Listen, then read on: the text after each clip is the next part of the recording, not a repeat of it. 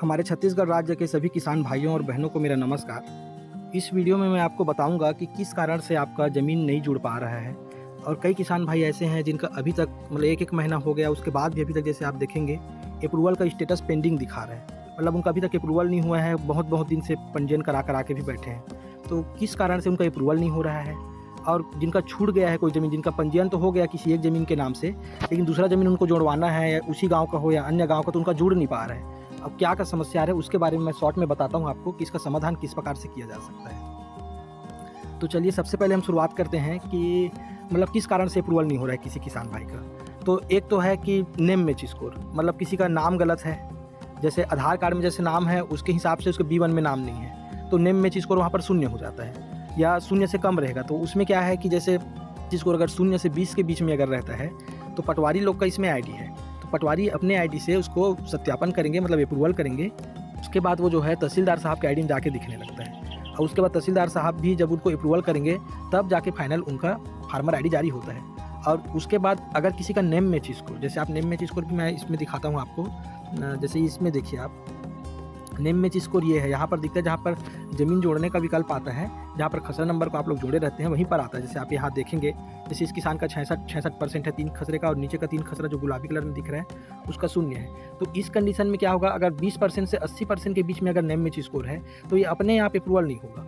मतलब चाहे 4 महीने हो जाए चाहे 6 महीने हो जाए, इसको अप्रूवल करेंगे पटवारी के ID में जाके दिखेगा। तो आपके दस्तावेज अगर हो सके, अगर ऐसा केस है आपका इतने दिन हो गए, तो आपको पटवारी के पास जाके मिलना चाहिए और अपने रीढ़ पुस्तिका, अपने आधार कार्ड, अपने सभी दस्तावेज को उनको दिखाना चाहिए और बताना चाहिए ये जो पंजीयन है वो खुद करवाया है और उन्हीं का ज़मीन है। तो जब पटवारी आश्वस्त हो जाएंगे कि हाँ इन्हीं का ज़मीन है, कोई गलत पंजीयन नहीं हुआ है, तो अप्रूवल करेंगे। अगर मान लीजिए ये नेम मैच स्कोर अगर 80% से ऊपर है, उस कंडीशन में इसको पटवारी को या तहसीलदार साहब को अप्रूवल करने की जरूरत नहीं है, या ऑटो अप्रूवल होगा, अपने आप अप्रूवल होगा। तो ये हो गया अप्रूवल की बात कि किस प्रकार से अप्रूवल होगा। और यही अप्रूवल की जो पद्धति है वो सेम, जब आप खसरा नंबर जब भी आप जोड़ेंगे, आपका छूटे हुए ज़मीन को जोड़ेंगे, तो वहाँ भी नेम मैच स्कोर इसी प्रकार के आएगा। तो वहाँ भी आपका अप्रूवल का कार्य, वहाँ पर चाहे नेम मैच स्कोर कितना भी हो, उसको अप्रूवल तो पटवारी ही करेंगे।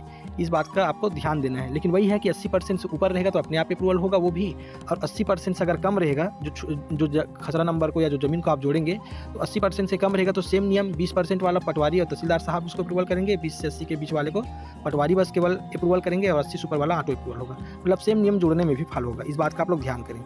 और जैसे किसान भाइयों का आप गौर करेंगे, जैसे उनका मतलब जुड़ना, जैसे वो जोड़ते हैं सभी खसरा नंबर को, तो अगर उनका नेम मैच स्कोर अगर इस प्रकार का 0 आता है, देखिए जैसे 3 खसरा नंबर इनका मैंने जोड़ा, तो ये तीनों खसरा नंबर के हिसाब से इनका, जैसे आप नीचे में जो ये वाला ऑप्शन है अपडेट वाला ऑप्शन, यहाँ लिखा हुआ है update land ownership and land detail, जो ये नीले कलर के डिब्बे में, तो उसको क्लिक करेंगे तो यहाँ पर इस प्रकार का वार्निंग आ जाता है। जैसे आप इसको देख सकते हैं, NMS 0 due to unable to process your update request at this time, kindly retry later, thank you for your understanding.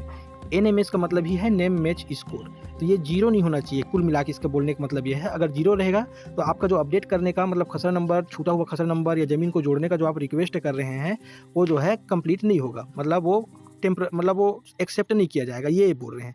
अब ये नेम मैच स्कोर क्या होता है इसको भी मैं थोड़ा शॉर्ट में बताता हूँ। आपके आधार कार्ड में जो नाम है, हिंदी का नाम, इंग्लिश वाले से मतलब नहीं है, इसमें ये भी बात का आप लोग ध्यान रखें। हिंदी में जो नाम है आपके आधार कार्ड में, उस नाम के हिसाब से आपके B1 में जो नाम है उसको ये रीड करता है। जैसे यहाँ पर आप देखेंगे तो एक ही लाइन में इनका ले लिया है, या आप इसको आप देखिए, आप जैसे आधार कार्ड में है उसके हिसाब से आपका नाम और B1 का जो नाम है उसका परसेंटेज निकालता है सॉफ्टवेयर अपने आप ही। और उसमें अगर नाम अगर सेम टू सेम रहेगा तो 100% नेम मैच स्कोर होगा, और आधा रहेगा तो 50%, और जैसा रहेगा उसके हिसाब से परसेंटेज अपने आप निकालता है। जैसे आप इसका नाम देखिए, इसके आधार कार्ड में इसका नाम है हेमंत कुमार, और इनका वैसे आधार कार्ड में इनका नाम है हेमंत कुमार साहू, और इसमें इसका एक जो ज़मीन है ऊपर का जो 5 में आप देख रहे हैं, तो इसमें इनका नाम है हेमंत कुमार B1 में, और नीचे का एक और खसरा नंबर है जिसमें हेमंत कुमार को एक साथ जोड़ दिया है, और वल्द विश्राम को भी ये बाय डिफ़ॉल्ट ये जो है ले लिया है। तो इसके कारण से इस किसान भाई का क्या हो रहा है, ये जो ऊपर का इसका वास्तविक नाम है हेमंत कुमार साहू आधार कार्ड में, लेकिन यहाँ पर क्या लिखा है हेमंत कुमार B1 में। तो इसका नेम मैच स्कोर ना, अब ये कंप्यूटर क्या करेगा, इसको लगभग 66% में लाएगा। ये 66% दिखा रहा था, इसी किसान का था ये। तो ये आप लोग समझ गए होंगे कि किस प्रकार से इसमें नेम मैच स्कोर आता है। और यहाँ पर आप देखिए हेमंत और कुमार को एक साथ जोड़ दिया, वल्द विश्राम को भी ले लिया उसका पिता के नाम को, तो ये पूरा नाम ही अलग हो गया, आप समझिए कंप्यूटर के भाषा में। तो इस कंडीशन में इसका नेम मैच स्कोर यहाँ 3 खसरा और है जो यहाँ पर स्क्रीनशॉट में नहीं आया है, तो इसका नेम मैच स्कोर हो जाएगा 0, जबकि नाम वाम सब सही है। तो इस कंडीशन में इस किसान भाई को क्या करना है जिससे ये इनका समस्या का समाधान हो जाए, मैं उसी के बारे में ये वीडियो में बताया हूँ। तो इनका भी खसरा नंबर तो जुड़ नहीं रहा है, अप्रूवल हो गया ऊपर के 66% के हिसाब से पटवारी ने कर दिया है, वहाँ तक तो ठीक है। अब नीचे 3 ज़मीन को भी इनको जोड़ना है तो नहीं जुड़ रहा है, तो इनको क्या करना पड़ेगा इस कंडीशन में, इनको एक आवेदन तैयार करना पड़ेगा। जैसे मैं स्क्रीनशॉट में यहाँ पर एक आवेदन मैंने बनाया है दिखाने के लिए कि किस प्रकार से बनाना है। तहसीलदार महोदय को आपको आवेदन लिखना है, पटवारी के माध्यम से इसको देना है। तो इसमें मैंने पूरा डिटेल लिखा हुआ है, चाहे तो आप लोग इसको स्क्रीनशॉट करके पढ़ सकते हैं। और इसमें सब लिखा है कि मेरा आधार कार्ड में मेरा नाम ये है, मेरे B1 में मेरा नाम ये है, तो ऐसा ऐसा इसमें आ रहा है जिसके कारण से मेरा नेम मैच इसको 0 दिखा रहा है। तो कृपया करके मेरे नाम को सुधारने का कृपा करें। इस प्रकार से इसने आवेदन किया है और 5 रुपये का टिकट चिपकाना है इसमें और इसको पटवारी को देना है। और इसके साथ साथ आपको इस प्रकार के 20 रुपये की स्टाम्प पेपर में भी एक शपथ पत्र देना है, और शपथ पत्र में भी आपको उसी चीज़ को लिखना है कि मेरा आधार कार्ड में जो नाम है और मेरे B1 में जो नाम है वो मेरा ही ज़मीन है, मेरा ये खसरा नंबर है।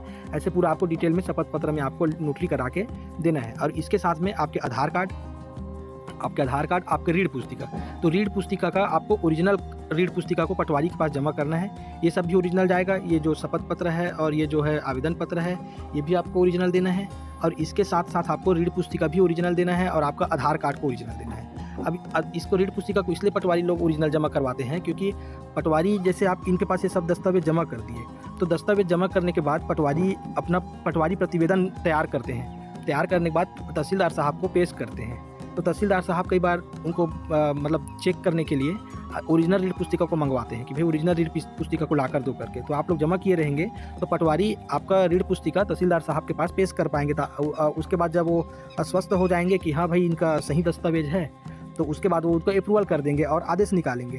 तो जब तहसीलदार साहब आदेश निकालेंगे उसके बाद मतलब आदेश निकालेंगे पटवारी के लिए कि हाँ इनका ठीक है, इनका संशोधन कर दो करके, तो आपके नाम को संशोधन करेंगे। मतलब कुल मिला के जैसे आपके आधार कार्ड में नाम है उसी के हिसाब से आपके B1 के नाम को संशोधन करेंगे। और जैसे उनको आदेश मिलेगा पटवारी को तहसीलदार साहब का, उसके बाद वो आपके B1 में संशोधन करेंगे और रीढ़ पुस्तिका में संशोधन करेंगे। आपका वहाँ जो उनके पास पटवारी रिकॉर्ड रहता है उसमें संशोधन करेंगे और आपका डिजिटल साइन कर देंगे। डिजिटल साइन मतलब प्रमाण पत्र कह दीजिए। जैसे डिजिटल साइन को दूसरे भाषा में अगर हम समझाएं तो जैसे पहले के समय में पटवारी के पास जाते थे हम लोग अपना B1 नकल निकलवाने के लिए, तो पटवारी अपना सील साइन लगा के उसको प्रमाणित करके हमको देते थे। लेकिन अब ऑफलाइन अब चीज़ें बंद हो गई, अब ऑनलाइन होता है। तो पटवारी अपने उनकी आईडी रहती है उसमें वो डिजिटल साइन करते हैं, मतलब वेरीफाई करते हैं कि ये B1 जो है वेरीफाइड है, मतलब सही है, पात्र है। तो इस प्रकार से आपका नाम का सुधार हो जाता है। अब इसी में मान लीजिए कुछ किसान भाई ऐसे हैं जिनका ऐसा वाला समस्या आ रहा है, संयुक्त खाता वाला समस्या। जैसे आप इस किसान भाई का स्क्रीनशॉट देखिए, इनका अभी तक अप्रूवल नहीं हुआ है। अप्रूवल नहीं हुआ है तो इसका कारण क्या है कि एक ही लाइन में सभी भाइयों का नाम को ये ले रहा है।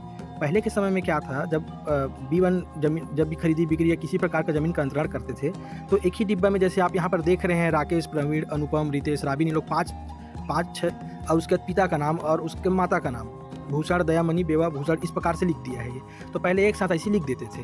तो ये कंप्यूटर क्या पुराना ज़मीन है इसका, तो इसी को बाय डिफ़ॉल्ट ये जो है ले रहा है पोर्टल जो है।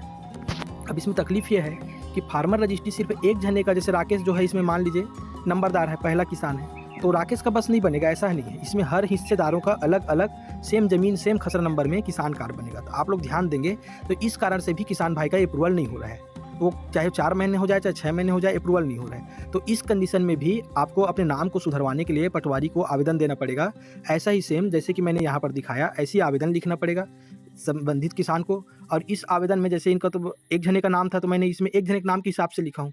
और उसमें जो नंबरदार किसान है वो आवेदन तैयार करेंगे, सभी भाइयों का दस्तखत करवाएंगे और सभी लोग का नाम को यहाँ पर मेंशन करेंगे कि हमारा नाम आधार कार्ड में ऐसा है, हमारे B1 में नाम जो है एक साथ आ रहा है, तो उसको सुधार करने की कृपा करें करके।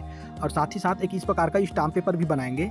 जैसे आप ये देखिए मैंने 2 प्रकार का बनाया हुआ है, तो आप लोग इसका स्क्रीनशॉट भी कर लीजिए। और इस स्टाम्प पेपर शपथ नोटरी पत्र में भी वो लिखेंगे कि भाई हमारा नाम ऐसा ऐसा है और इसके कारण से हमको तकलीफ़ हो रहा है, तो फार्मर रजिस्ट्री नहीं हो पा रहा है, तो हमारा नाम को अलग अलग करने की कृपा करें, ऐसे करके। और जितने भी भाई हैं सभी भाइयों का ये शपथ पत्र और आवेदन के साथ में सभी भाइयों का जिसका नाम संशोधन करना है या जितने लोगों का नाम B1 में है, सभी का आधार कार्ड का फोटोकॉपी पटवारी के पास जमा करना है। फिर सेम प्रोसेस है, पटवारी साहब उसको पटवारी प्रतिवेदन तैयार करेंगे और उसको तहसीलदार साहब को पेश करेंगे। तहसीलदार साहब दस्तावेजों को चेक करेंगे और चेक करने के बाद फिर आदेश निकालेंगे और उस आदेश के उसमें पटवारी जो है नाम को संशोधन करेंगे। आपका जैसे सिस्टमेटिक, जैसे आप एक और फ़ोटो मैं आप लोग को दिखाता हूँ जिसमें सुधरा होगा। जैसे आप इसका देखिए, इस प्रकार से नाम को करेंगे। जैसे इस फ़ोटो में कैसे दिख रहा है, इसमें सभी भाइयों का नाम देखिए एक ही डिब्बे में दिख रहा है। तो इसमें आप किसी एक का चयन करेंगे, दूसरे का पंजीयन नहीं हो पाएगा।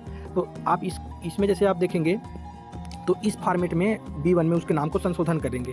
पहला नंबर में जैसे रखेंगे एक भाई को, दूसरे नंबर में दूसरे भाई, तीसरे नंबर में तीसरे भाई, चौथे नंबर में चौथे भाई, या बहन है तो बहन, या माता जी का नाम है तो माता जी का। इस प्रकार के 1 2 3 4 5 6 इस फॉर्मेट में B1 में नाम रखेंगे। उसके बाद जब किसान भाई अपना फार्मर रजिस्ट्री कराएंगे, मतलब किसान कार्ड बनवाएंगे, तो एक एक भाई का नाम चयन करने का अलग अलग विकल्प आएगा।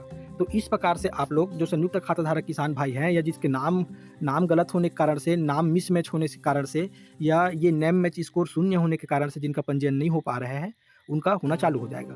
लेकिन इसमें एक चीज़ और आप लोग को ध्यान में रखना है कि अभी नया जो अब जैसे ही संशोधन होगा तो वो रिकॉर्ड जो क्या हो जाएगा, नया ज़मीन में शामिल हो जाएगा। तो आप लोग ये नहीं सोचेंगे कि मेरा अभी मान लीजिए 10 दिन में मेरा अप्रूवल हो गया, 15 दिन में मेरा ज़मीन का नाम अलग अलग हो गया तो तुरंत मेरा बन जाएगा, ऐसा नहीं है। वो नया ज़मीन में शामिल हो जाएगा, तब आपको थोड़ा सा इंतजार करना पड़ेगा। जैसे नया ज़मीन वालों का पंजीयन चालू होगा उस टाइम में आप लोग को भी प्रयास करने हैं और आप लोग का फिर उसके बाद पंजीयन हो जाएगा। तो जैसे इसमें भी आप लोग देखिए, अगर इस प्रकार का भी समस्या अगर आ रहा है, जैसे इसका पहला एक ही नाम है इस किसान का, सावित्री जौजा चंद्र प्रकाश। तो इसका जैसे इसका खसरा नंबर आप डालेंगे ना 1073/1, तो ये क्या करेगा, सावित्री जौजा चंद्र प्रकाश को एक साथ ले लेगा। तो इस कंडीशन में जबकि इसका आधार कार्ड में नाम क्या है, सावित्री बाई।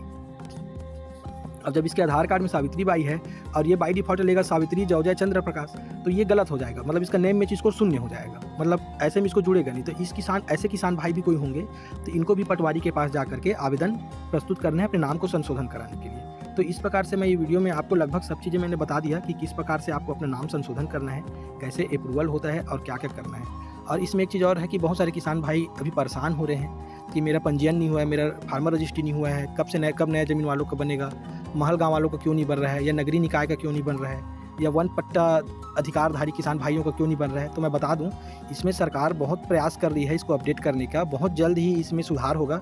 और अभी आप लोग के पास पर्याप्त समय है। धान खरीदी नवंबर महीने में होगा। अभी आप देखेंगे अभी कौन सा महीना चल रहा है, सितंबर महीना, तो पूरा सितंबर बचा है। सितंबर के बाद पूरा अक्टूबर, अभी 2 महीने का समय है। जब जैसे ही नया ज़मीन वाला कार्य चालू होगा तो हर गांव में मुनादी करवाया जाएगा और पूरे किसानों की सूची अपने ग्रामीण कृषि विस्तार अधिकारी या पटवारियों के पास रहता है और सहकारी सोसाइटी में रहता है। तो जिसका नहीं बना रहेगा उनको फ़ोन करके भी सूचना दिया जाएगा। इसलिए आप लोग को परेशान नहीं होना है, क्योंकि सरकार काफ़ी अच्छा प्रयास कर रही है आप लोगों के लिए, और ये हम सबके हित के लिए है, हम सभी किसान भाइयों का। इसलिए कोई भी परेशान ना हुए और हमसे जुड़े रहें। और अधिक जानकारी के लिए अगर मुझसे इसमें कुछ त्रुटि हो गई होगी बताने में, मैं अपने जानकारी के हिसाब से काफ़ी अच्छे से बताने का कोशिश किया हूँ ताकि आप लोग का समस्या का समाधान हो जाए। उसके बाद भी अगर कहीं कुछ त्रुटि हुई होगी तो आपको पटवारियों से जाके संपर्क करना चाहिए, इसके बारे में पूछना चाहिए, क्योंकि उन्हीं के आईडी से अप्रूवल होता है। ग्रामीण कृषि विस्तार अधिकारी आपके गांव है, उनसे आप सलाह लेना चाहिए आपको। सहकारी सोसाइटी में भी जाके आप लोग सलाह ले सकते हैं अगर आपको कोई समस्या है तो, या फिर आप लोक सेवा केंद्र में भी जा करके आप सलाह ले सकते हैं, उन लोग को भी अच्छे पता रहता है। तो इस प्रकार से आपको अधिकारियों के टच में रहना है और अपना जैसे होगा आपका संशोधन का कार्य, उसके बाद आप लोग अपना पंजीयन करा लें। और इसमें धीरज रखें, इसमें कोई परेशानी नहीं है। सरकार आपका बिल्कुल समय में पंजीयन कराएगी और हर किसान भाई का धान बिकेगा, कोई समस्या नहीं है। तो इसी तरीक़ा से मैं और जानकारी आप लोग को देता रहूँगा। मेरे साथ आप लोग जुड़ के रहिए और आप सभी को मैं बहुत बहुत शुभकामनाएँ देता हूँ और बहुत बहुत आप लोगों का मैं धन्यवाद करता हूँ।